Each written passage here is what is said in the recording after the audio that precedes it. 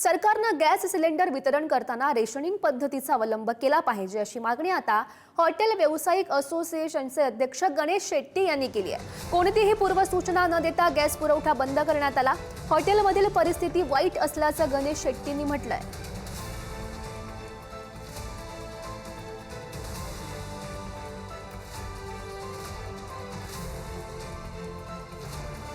युद्धाचा थेट परिणाम आपल्याला पुण्यातल्या वेगवेगळ्या हॉटेल्स मध्ये बघायला मिळतोय, किचनमध्ये बघायला मिळतोय। हॉटेल व्यवसायाला मोठा फटका बसलेला आहे।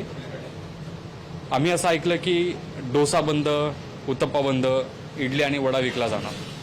का असा तुम्हाला निर्णय घ्यावा लागला? नाही, आता परिस्थिती अशी की गव्हर्नमेंटने 5 तारखेला जो GR काढला त्या GR मध्ये गव्हर्नमेंटने with immediate effect LPG cylinder हॉटेलला सप्लाय करणं बंद करून टाकलं। त्यामुळं आम्हाला कोणालाच माहीत नाही, ना सप्लायरला माहिती ना डिस्ट्रीब्युटरला माहिती की असं काहीतरी निर्णय गव्हर्नमेंट घेणार। आम्हाला त्यांच्याकडनं सकाळी 10 वाजता कळलं की गॅस सिलेंडर गव्हर्नमेंट देत नाही, अंडर वॉर सिच्युएशन इमर्जन्सी म्हणून ते अंडर वॉरच्या याच्यामध्ये त्यांनी ते GR मध्ये बंदी करून टाकली अशी ऑर्डर दिल्याने यांना ती ऑर्डर मग आम्ही विचारले ऑर्डर, मग ऑर्डर तिकडनं आम्हाला सर्क्युलेट केली गेली।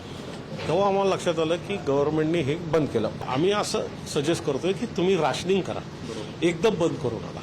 तुम्ही राशनिंग करा, काहीतरी 20% कमी करतो, 30% कमी होतं। आता गव्हर्नमेंटकडे रेकॉर्ड आहे, मला जर माझ्या महिन्याला किती सिलेंडर लागतात, सपोज मी महिन्यात 30 सिलेंडर घेतो, तुम्ही मला 20 द्या, 10वर राशनिंग करा। म्हणजे काय होईल, तेवढे दिवस आपला स्टोअर आपण वापरता येईल इंडियामध्ये, इंडियाचं प्लॅनिंग करतो त्याप्रमाणे मग त्यांनी मला जर त्या टक्क्यांनी जेवढ्या टक्क्यांनी ते राशनिंग करतात तेवढ्या टक्क्याचं राशनिंग मी माझ्या मेनू कार्डवर करेल। म्हणजे माझं चालू राहील, गव्हर्नमेंटचं चालू राहील। वॉर सिच्युएशन म्हणजे इमर्जन्सी आहे, ते डायरेक्ट पब्लिकवर इम्पॅक्ट होणार नाही, त्याचा इम्पॅक्ट कमी होईल असं आमचं म्हणणं असं की तुम्ही राशनिंग करा, ॲटलिस्ट राशनिंग करा। व्हिडिओ जर्नलिस्ट सचिन समित, ज्ञानेश्वर चौकमल, पुढारी न्यूज, पुणे। तर 2 दिवसात व्यावसायिक गॅस पुरवठा सुरळीत करा, अन्यथा हॉटेल बंद ठेवण्याची वेळ येईल। व्यावसायिक गॅस पुरवठा विस्कळीत झाल्यानं नाशिकमधील हॉटेल मालक आता चिंतेमध्ये पडले आहेत। कामगारांना पगार देणार कसा, हॉटेल मालकांनी हा सवालही उपस्थित केलाय।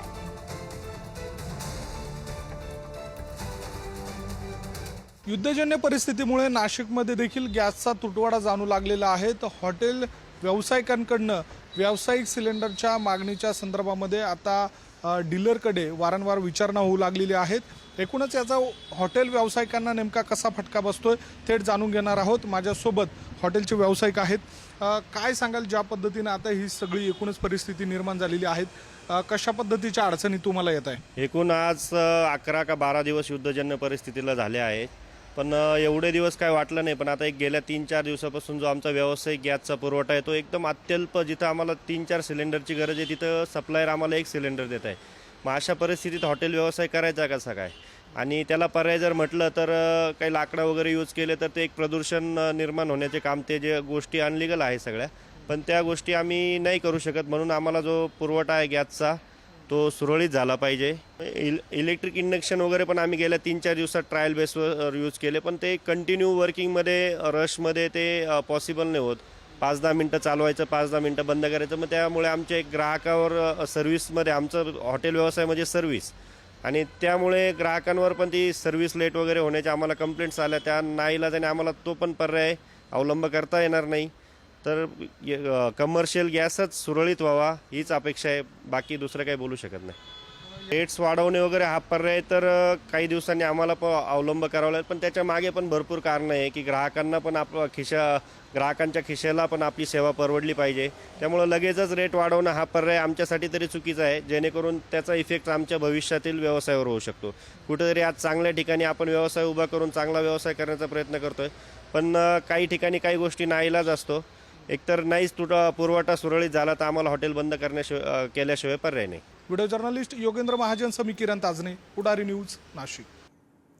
तर देशभरात गॅस टंचाई निर्माण होत असताना शिर्डीच्या साई संस्थानकडे 15 दिवस पुरेल एवढा गॅस साठा शिल्लक आहे। शिर्डीमध्ये रोज जवळपास 40,000 भाविक प्रसादाचा लाभ घेतात आणि यासाठी रोज सुमारे 1500 किलो गॅस खर्च होतो। मात्र शिर्डी संस्थानकडे गॅसची टंचाई नाहीये।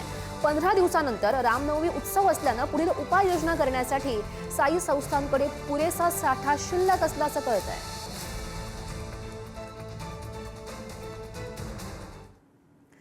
आणि बातमी पंढरपुरातून आहे, कारण पंढरपुरातील विठू भक्त आता उपाशी राहणार नाहीयेत. गॅसचा तुटवडा पंढरपुरातील अन्नछत्राला बसला नाहीये. अन्नछत्रासाठी घरगुती गॅस सिलेंडरचा वापर करण्यात येतोय. श्री विठ्ठल रुक्मिणी मंदिर समितीचे अन्नछत्र अविरत सुरू राहणार असल्याची माहिती. इराण इस्रायल युद्धामुळे व्यावसायिक गॅस वितरणाला बंदी असल्यानं हॉटेल्स बंद होत असली तरीही पंढरपूरमध्ये मात्र गॅस तुटवडा निर्माण झाला असला तरी विठ्ठल भक्त उपाशी राहू नये यासाठी मंदिर समितीनं आता पुढाकार घेतलाय. सध्या मंदिर समितीमार्फत पंढरपूरला विठुरायाच्या दर्शनाला येणाऱ्या भाविकांना अन्नछत्रांमधून मोफत भोजन दिलं जातं आणि यासाठी घरगुती सिलेंडरचा वापर होत असल्यानं यापुढे सुद्धा अविरतपणे अन्नछत्र चालू राहणार असल्याची माहिती समितीचे कार्यकारी अधिकारी राजेंद्र शेळके यांनी दिली आहे. घरगुती सध्या आपल्याला मंदिरे समितीमार्फत जे अन्नछत्र सुरू आहे त्या ठिकाणी आपण पूर्वीपासूनच घरगुती गॅसचा आपण वापर करत आहोत. घरगुती पद्धतीचंच आपण अन्न शिजवत आहोत आणि सर्व भाविकांना अन्नप्रसाद देत आहोत. त्यामुळं घरगुती पद्धतीचाच आपल्याला पुरवठा होतोय. तर इराण इस्रायलमध्ये सुरू असलेल्या युद्धाचे पडसाद आता भारतातही उमटू लागलेले आहेत. मुंबईतील हॉटेल उद्योगावर आता त्याचा परिणाम सुद्धा दिसू लागलाय. अनेक ठिकाणी गॅसचा तुटवडा निर्माण झाला असून हॉटेल उद्योगांसमोर संकटही निर्माण झालंय.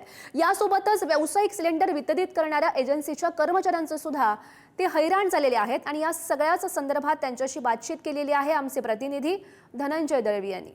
आखातामध्ये सुरू असलेल्या युद्धाच्या पार्श्वभूमीवर आता भारतात सुद्धा त्याचे पडसाद पडताना पाहायला मिळत आहेत. भारतामध्ये कमर्शियल किंवा घरगुती गॅस सिलेंडरचा पुरवठा याच्यावर परिणाम झालेला पाहायला मिळतो. मी सध्या आता माझगावच्या परिसरामध्ये आहे आणि इथे सुद्धा आपण जर पाहिलं तर ही जी आपल्याला गाडी पाहायला मिळते, खरं तर यामध्ये 234 सिलेंडर हे दररोज एका वेळेस भरले जातात किंवा असतात. मात्र सध्याच्या परिस्थितीत हे खाली आपल्याला पाहायला मिळतात. अशा अनेक गाड्या ज्या आहेत ते या परिसरामध्ये सध्या उभ्या असलेल्या पाहायला मिळतात.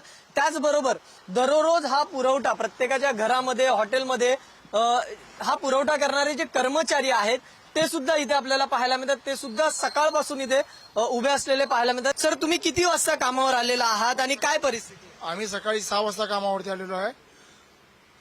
काय परिस्थिती आहे सध्या? म्हणजे तुम्ही दरवेळेस घरी किंवा हॉटेलमध्ये जातात तुम्ही हा पुरवठा करण्यासाठी, मात्र आता कस्टमरचं काय मागणी, कशा पद्धतीने त्यांची भावना आहे? कस्टमर बोलते आम्हाला बाटला काही करून तुम्ही घेऊन या, आम्ही तुमच्याकडेच येणार, तुम्ही आम्हाला बाटला दिला पाहिजे, आम्ही कुठे जाणार? तर आम्ही त्यांना काय सांगतो, बाबा आम्ही कुठून तयार करणार, आम्ही कुठून आणणार? व्यावसायिक सिलेंडर कमर्शियल सिलेंडर बोलतात 19 kg आणि 5 kg हे 2 दिवसापासून म्हणजे आठवडाभर झाला माहुल प्लांटमधून बंद झालेलं होतं. अथक प्रयत्नानंतर जे उरणमधून चालू होतं ते पण आता सध्या 2-3 दिवस झाले बंद केलेलं आहे. त्यामुळे कमर्शियल सिलेंडरचा टोटल पुरवठा बंद झालेला आहे. रोजगारच नसेल कोणाकडे. आज गॅसचा धंदा आहे, ह्या डिलिव्हरी झाल्या डेली वेजेसवर आहेत, कोणी महिन्याच्या पगारावर आहेत. जर शेटकडे आम्ही कमवूनच नाही दिलं, आम्हाला इन्कमच नाही झालं तर शेट किती दिवस आम्हाला सांभाळणार? तो थोड्या दिवसांत आम्हाला सांगणार तुम्ही घरीच बसा म्हणून. हे तर प्रत्येक ठिकाणी घडणारच आहे. आता पुरवठा सुरळीत किती दिवसात होईल हे का आम्हाला पण माहिती नाही आणि सरकार पण आम्हाला अजून कळवत नाही त्याविषयी. किंवा बीपीसीएल कंपनी म्हणा, एचपीसीएल म्हणा किंवा इंडियन ऑइल यांच्याकडून आम्हाला अजून त्याबद्दलची माहिती पण दिलेली नाही कुठच्या स्वरूपात. व्हिडिओ जर्नलिस्ट नागेश धोत्रेसह मी धनंजय दळवी, पुढारी न्यूज, माझगाव, मुंबई.